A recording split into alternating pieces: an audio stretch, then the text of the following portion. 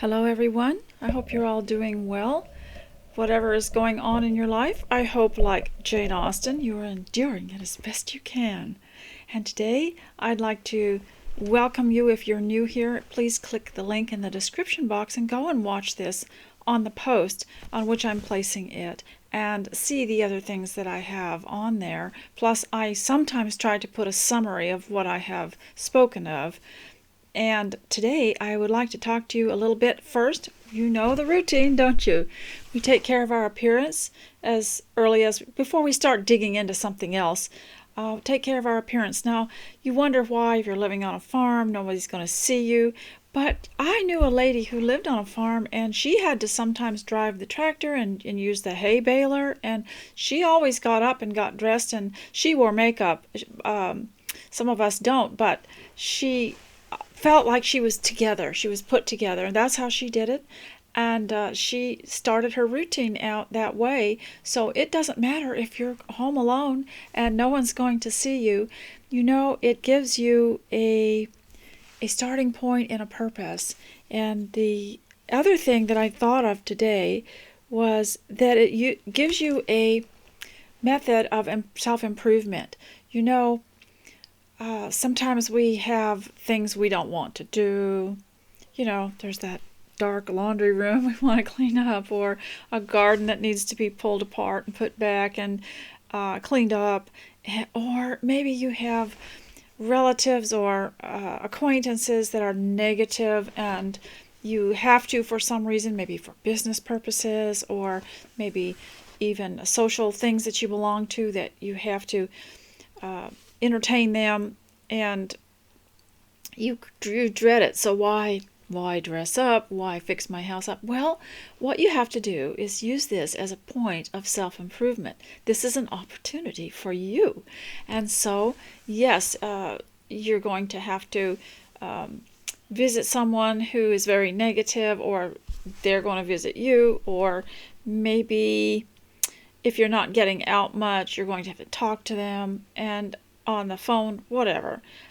So get yourself dressed up and use it as an opportunity to do something positive and improve in some way. For example, I was talking to a lady the other day who said every week she had a group that used to come over, and there was, and I forget what it was, whether it was a garden club or a Bible study or something that she was required to do for some reason, could not get out of. Might have had something to do with business. And she said there was one woman there that just spoiled it for everyone, that used it as an opportunity to be negative and to contradict. And she said after a while she realized she wasn't going to be allowed to quit, so she decided to use it as an opportunity. Then she started to learn about arranging flowers. So every week when this group had to come over, or someone had to come over for her husband's business, the people that they were in a private business, and people would have to visit with him for some reason or other, and it was a home office, a home situation. So every week she got a book and she learned how to arrange flowers, some of them fresh, some of them artificial, and she learned all these flower arrangements, took pictures of them, and that was in the days before the cell phones and the pictures. We could get them printed and put them in an album. And she saved them all, and she became a home florist for herself, but she saved them all and tried not to remember the comments and the things that people made that were rude when they were in her home. And she collected quite a lot of pictures, and then improved her skills, and then she was able to teach someone else how to do it. So she used this as an opportunity. And another lady I know who was really an avid sewist said that she had fabric stashed up, and every week when this lady came over, or for some reason, I'm not sure if it was a Bible study or a ladies' sewing class, she said she got a very simple pattern, and she learned to make a skirt in various different ways. It had different, it was one of these patterns that had different views on it, some with a ruffle, and some with a tie, and some with a big cummerbund, and just different ways to make this pattern. And so she said every week it was just like a 1 hour skirt or something like that, and she would make all these skirts and built herself up a skirt wardrobe. Another lady I was talking to said that when the day loomed ahead of her with nothing going on, and they were in a bad situation financially, and they were in a political problems going on in the country at the time, that she decided to get up and get dressed and improve a little section of her house. She would improve the way she set a table. She would improve the way the settee looked, the couch looked, and then learn one piano piece or one whatever she could learn, something that she could learn. And so every day try to learn something new and try to improve something in your home and in yourself. And this so makes life be the worth that God intended it to be, because we are created to abound. I guess they would call it thrive today, but we are created to thrive and to live. And so the Bible says in Him we live and move and have our being. The Bible also says the earth is the Lord's and the fullness thereof. So all this that you might feel as being you're being deprived of, actually belongs to God. So no one is really depriving you of what's in your mind, and your creativity and the resources are available to us if we unlock our minds and think about it. Now, I'm also thinking of the home as a place where we promote health. And the Bible talks a lot about health, and in particular, when my children were young, they loved the story of Daniel, the book of Daniel, where he was in captivity, and the king of Babylon decided that all these captives, the best of these captives, the most brilliant, the strongest, and the brightest, would be brought to be re-educated by him, and he wanted them to eat this really rich, fattening food. And Daniel said that they did not want to defile their religion by eating this food, because they ate vegetables and drank water, and they didn't drink wine. And so he said, we will not eat the king's food. Test us for 10 days, and if we come out stronger and healthier, see. And so the king discovered that this was true. He found them 10 times better than all the magicians and enchanters that were in all his kingdom. And so that was the first year of, I believe, probably his first year. But, some of you who are struggling with to take or not to take the current medical procedure that alters your body so much, and I know you know what I'm talking about. You must remember this: we will not eat the king's food, because whether or not it goes through your veins or your tissues with a needle, or whether you take it on your tongue, it still enters your body. And only food should, there's that old saying, let your food be your medicine and your medicine your food. Find out what the ingredients are in this concoction that they are wanting to pump into your body. Find out what it is. And I will tell you that it's poison. And if you think that is if they think that is a wonderful ingredient to pump into your body, have them take it themselves on a spoon. See how they like it. See how they like Thermosol. See how they like aluminum. See how they like all these metals. And see how they like it, see what it does to them, and challenge them. But say, look, let us use our healthy way of life and natural foods, and let's see if we get as sick as you're saying the world is. They're saying, oh, there's this terrible illness that's going around. Well, give us a chance to use our formula and our whole foods, and eat as natural as possible. And I told you before how to do that. You don't have to have a garden, and you don't have to go to the long ways away to these whole food stores if you can't. All you have to do, there's enough nutrition in your grocery store. Shop the outer perimeters. Shop the fresh foods and meats and fish, and avoid as much as possible packaged, canned, and any kind of processed food. Get as much fresh as you possibly can. You can always preserve it when you get it home. You can buy a pint of strawberries, and if you don't want to eat them all, you can actually make yourself some preserves or freeze them. You don't have to worry about fresh food going bad if you have a freezer or a dryer, a food dryer. And so just eat as close to nature, it's natural as possible. For instance, an apple is as close to nature, especially if you have an apple tree. You know, it wouldn't hurt for you to try to plant one or bring home one in a pot and see how that works for you. And don't be discouraged. And then the next would be to slice it up and cook it. That would be the next process. And then the next process would be to either freeze it or put it in, either freeze it or can it. So you see, the closest to nature, the better it is for you. Gives you natural food gives you life. Now, one thing that this is so helpful is Daniel and his friends apparently were very methodical, clean people that prayed often, and I think that is really important. The getting ready, the getting dressed is a way of preserving your mind too. It helps you to focus on getting ready for a day that God has given you. It is so important, because one of the things they like to do in a war is discourage you enough that your mind starts breaking down, that everybody is just worn to a frazzle, everybody's upset. And people with broken down, worried minds are not a threat. And so that they will try harder. If you're an enthusiastic, lively type of person, you'll become a greater target.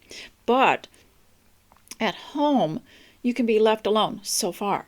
But you need to be prepared in case, in any war. You know, this has been going on a long time in a way, because I've been a preacher's wife now for almost 50 years. And I will have to tell you, sometimes I felt like my home was invaded by some kind of power outside of what we believed, because we'd have people that would come in and they'd want to talk to my husband, and they'd get to talk to my husband, then they would start to argue, and then they would start to shout.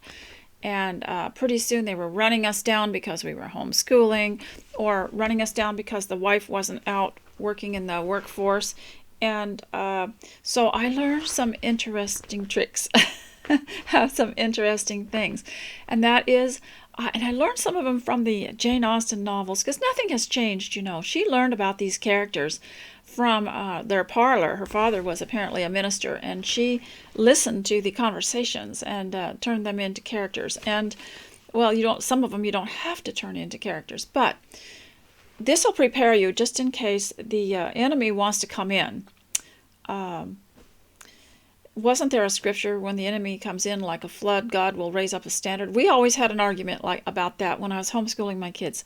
Does that scripture, is it supposed to sound like this? When the enemy comes in like a flood, God will raise up a standard. Or is it supposed to sound like this? When the enemy comes in like a flood, God will raise up a standard.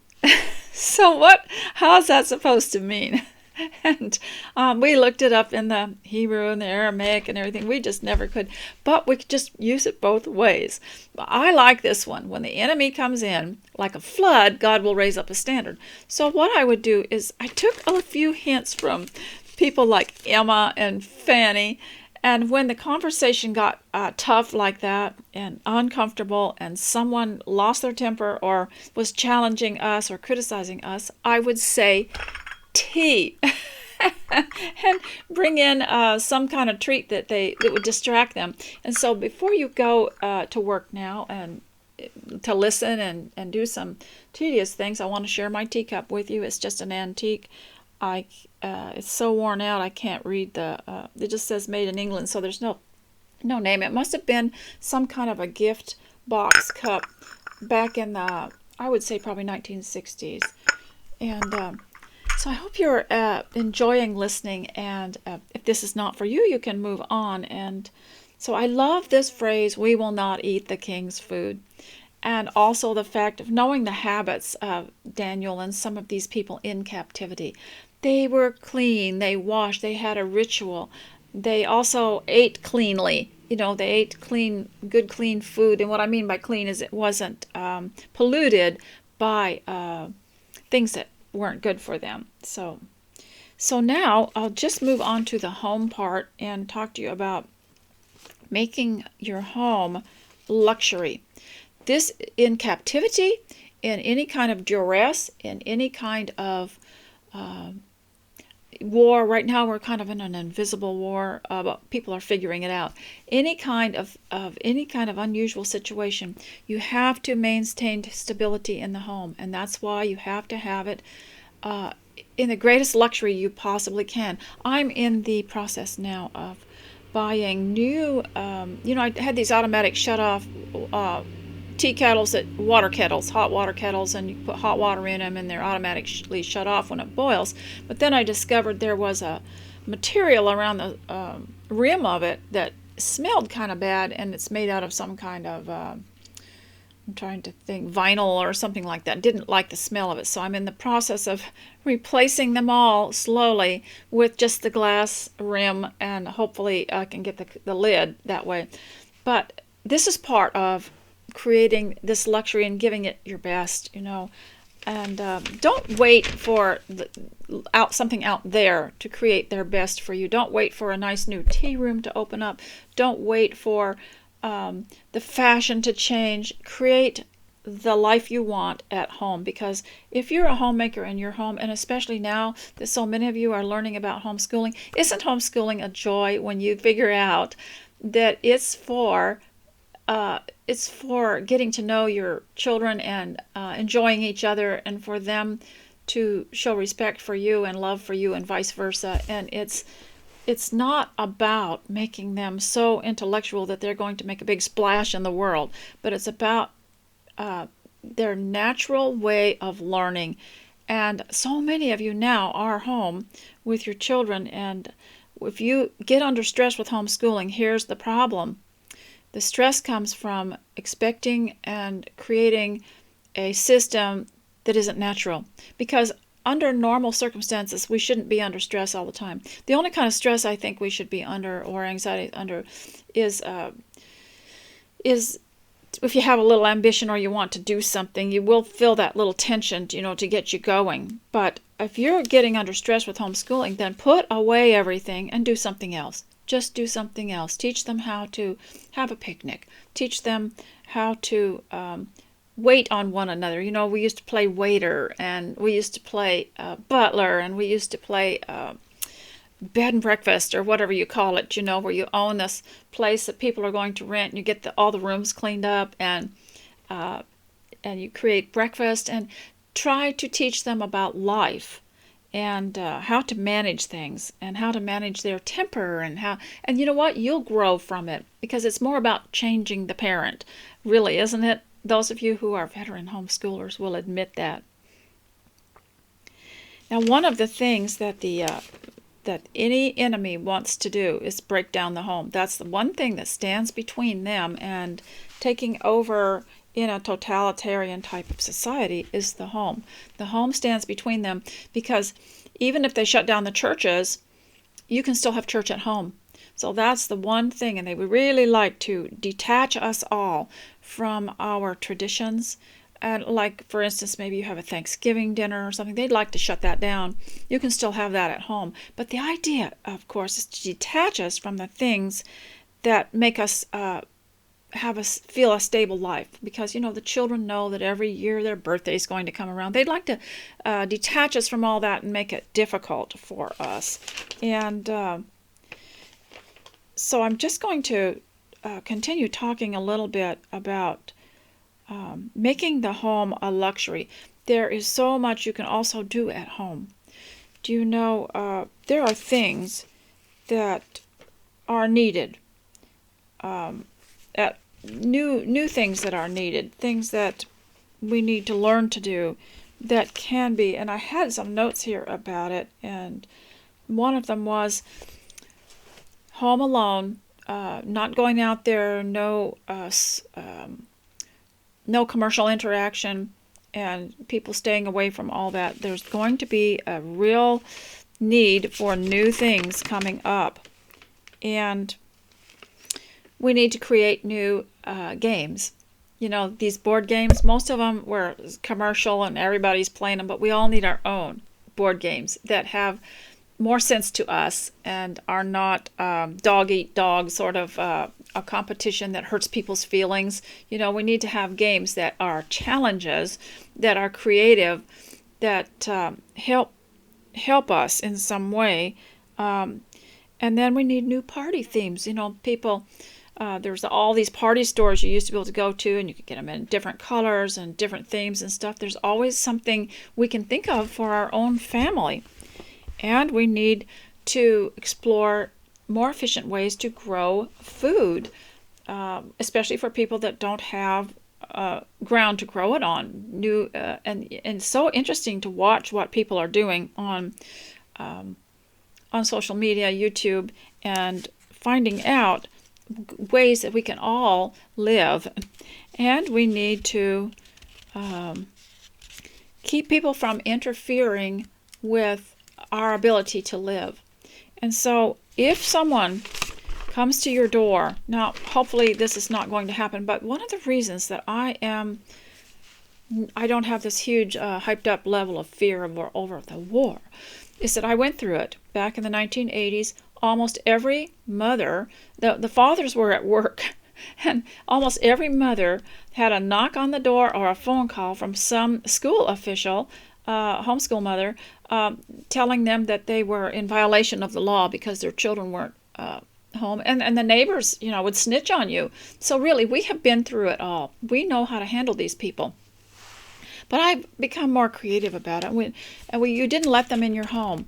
One of the things they can do is plant a device in your home. And if they do force themselves in your home, you follow them around. And now we have our cameras. We can film them. So first of all, you don't let them in your home unless they bring a court order. And normally they won't bother with a court order unless they are sure that a law has been broken, because it won't hold up. And then the other thing is that you have to, if they do end up in your home, for some reason, people will say things like, well, I don't have anything to hide, let them come in.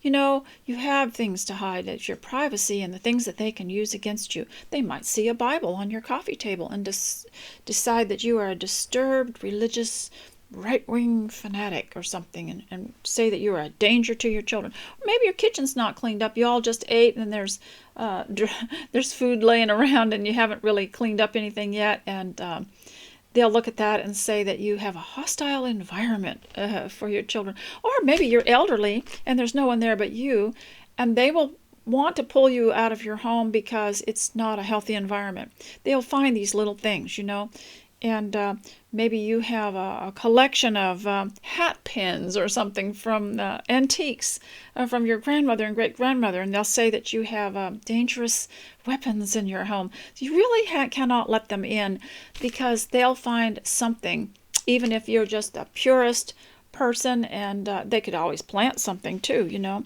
But if they do come in, and having been a preacher's wife all these years, I've had my share of people that will and because I lived in the manse, of course that belongs to the church, so they provided a home for us, and so it was their home too, So they'd knock on the door and then come in and walk around and look around and talk to you and everything. And so what way that I managed it was say, oh, you have to be prepared for this. I'm so glad you're here. Let's go on a tour. And you take them.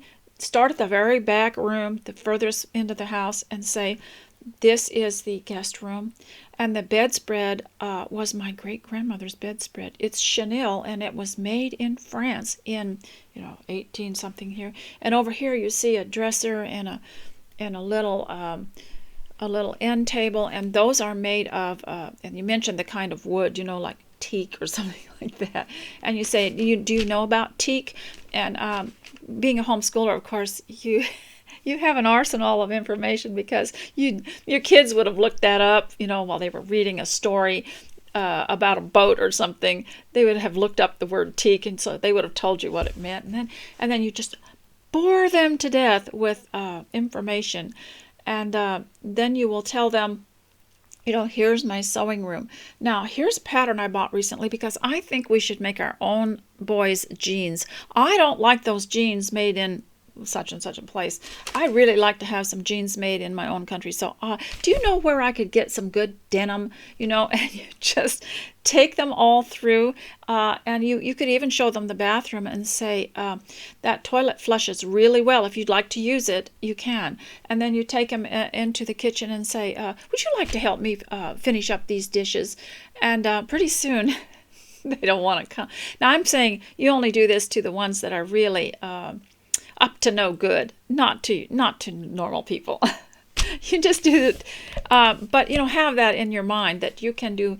And then, of course, if you get someone who's really belligerent, but they want to be in your home, they want to argue with you, they want to tell you off, and you get your Bible out and say, let's have a little Bible study and a prayer. And most of us have hymn books now. Let's sing a song. Oh, here's a good one: Angry Words. Or just have a little fun with it. And if you don't have a sense of humor, then you've lost your battles.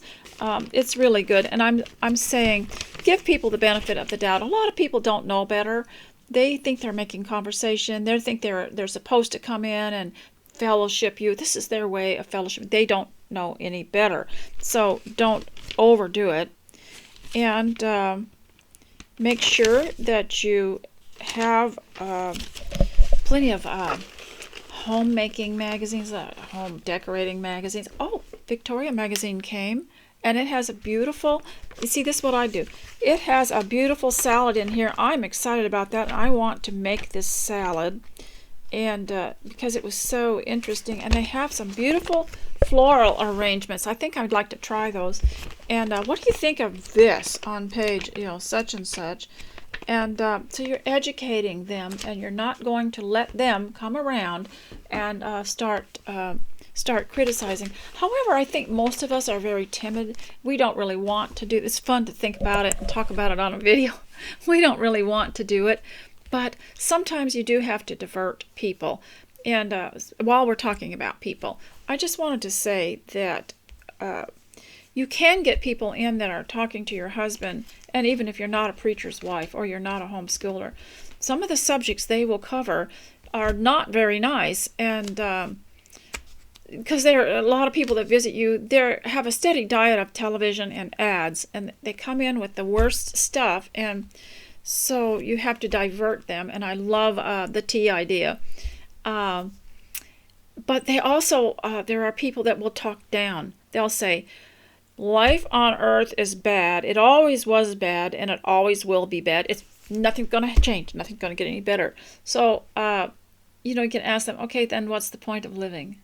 And if you can't make your life any better.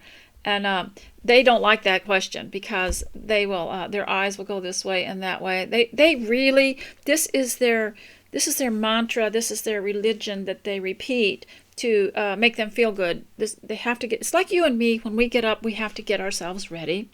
We have to go and clean the kitchen a little bit, and then we have to do this and do that. And we have a list. We don't feel like people if we're forced to get out of bed and run and do this, and we're not dressed or anything.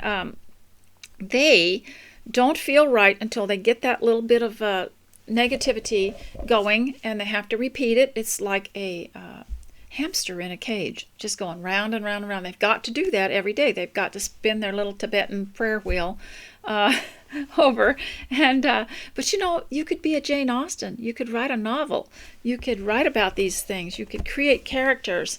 And so if you get too down and depressed, just get your notebook out sometime when you've got time alone and start writing a story about how you would like things. A lot of good novels and stories have come out of bad times.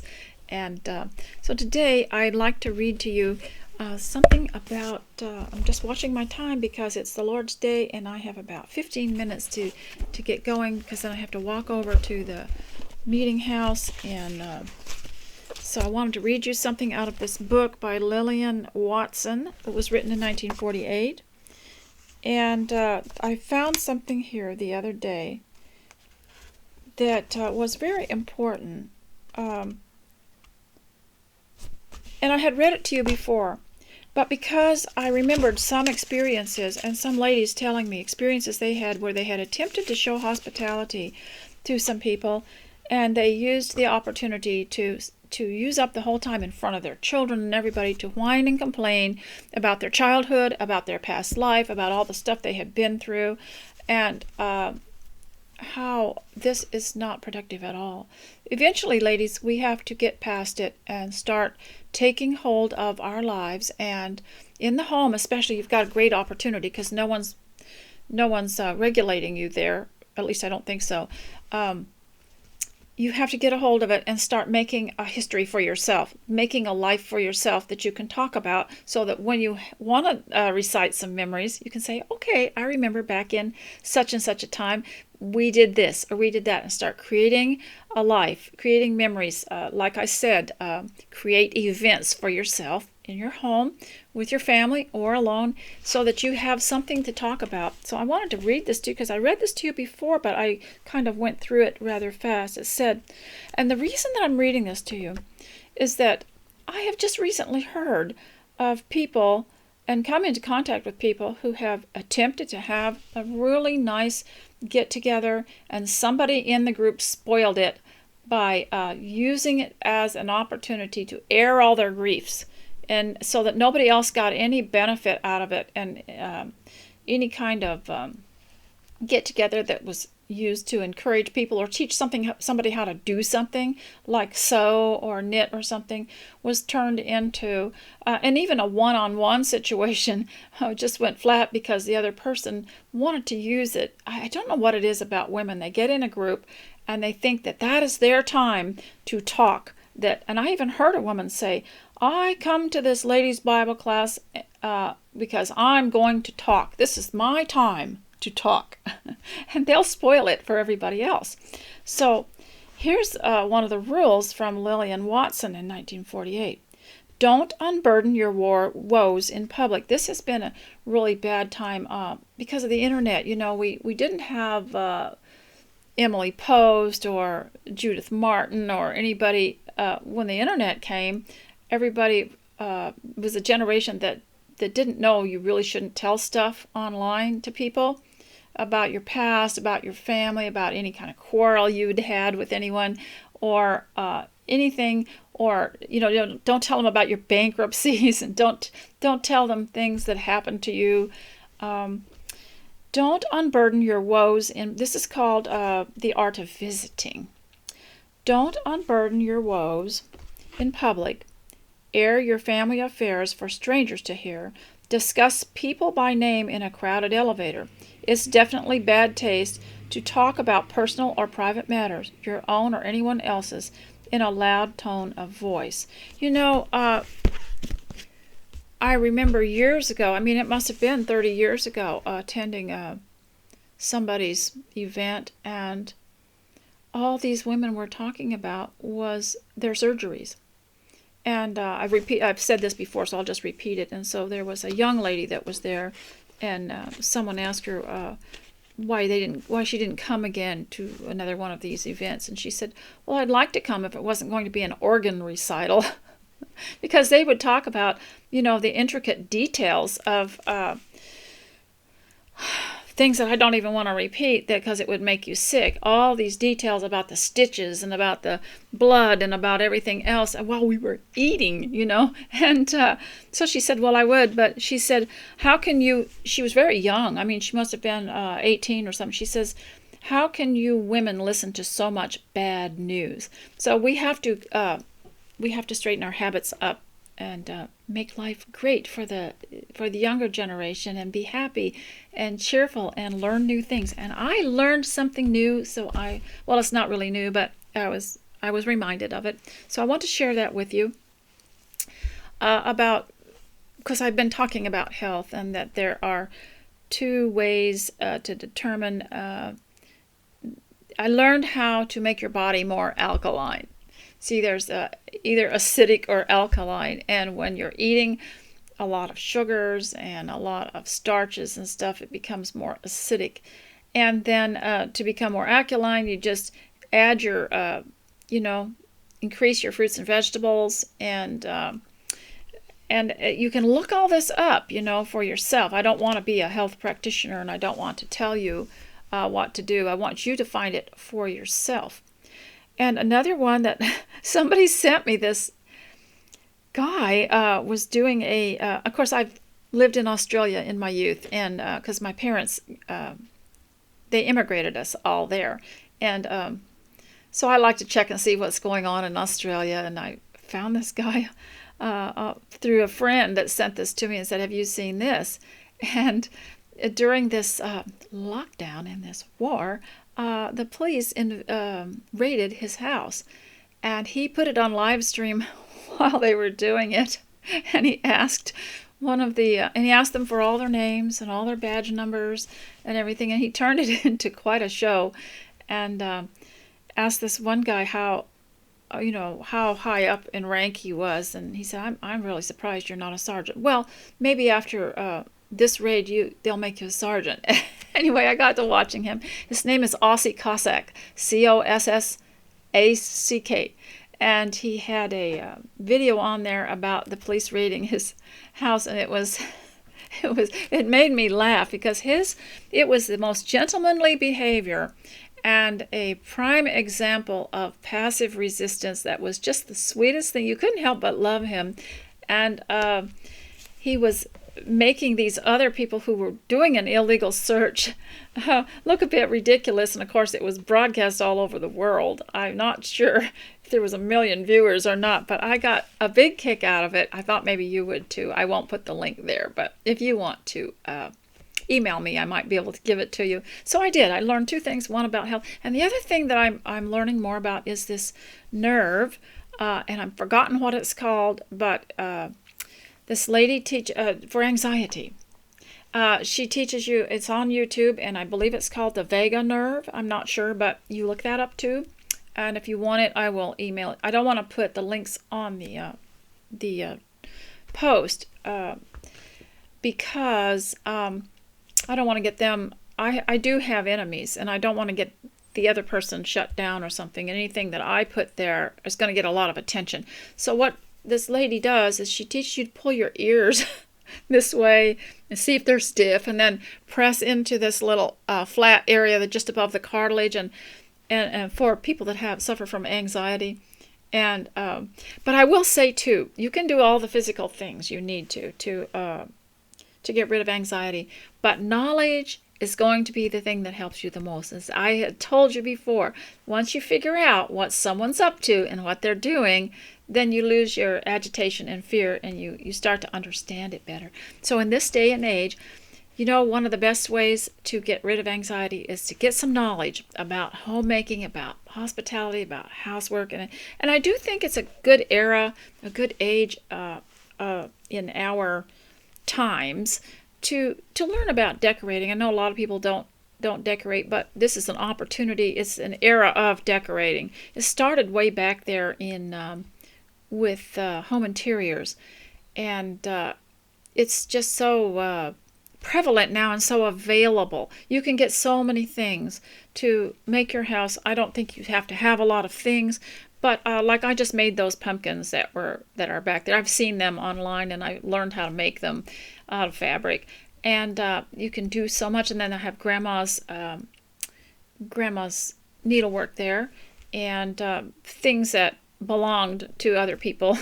And but you can do so much more, because it's like playing house and puttering around, moving things around, cleaning things up. And so there is so much you can learn, so much you can do.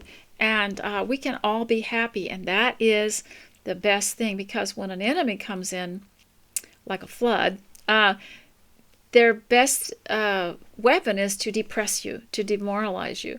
But if you are happy, and you're able to laugh, and you're able to smile at them, and you're able to say, well, come on in. I would suggest not letting people in if they are officials and they want to search your house without the proper paperwork. But if for some reason they do end up in there, make sure you give them a house tour. Now, see, that'll give you motivation to get your house ready just in case. And there are some people that are really curious, especially if you're homeschooling. They're very curious about your house and how you run things and everything. So you need to have that looking comforting and clean, and because they really think they think the worst. So, ladies, I hope that you have received this in the way that I'm also going to, in the way that I intended, to cheer you up. And also, you have several things going for you. One is that we're alive and that God is good. And the other is that He's given us a mind, and we can just, and your exercises and your stretches and things like that is going to open up your thinking, so that you'll realize there's more possibility, and you can grasp hold of new things and new ideas, and or just take better care of old things. And you don't have to wait for the world to open up and straighten up and give you a life. For too long, we have, the world has given us our life. We get in the car, go somewhere, go shopping, go out to eat, go see a friend. Then there's entertainment, and there's movies and stuff. Well, now we have to do it all ourselves at home. And I believe we can even do a better job. So, ladies, I hope you have a wonderful day, and thank you very much for your encouragement and your support and your prayers. And I'll see you next time. Bye.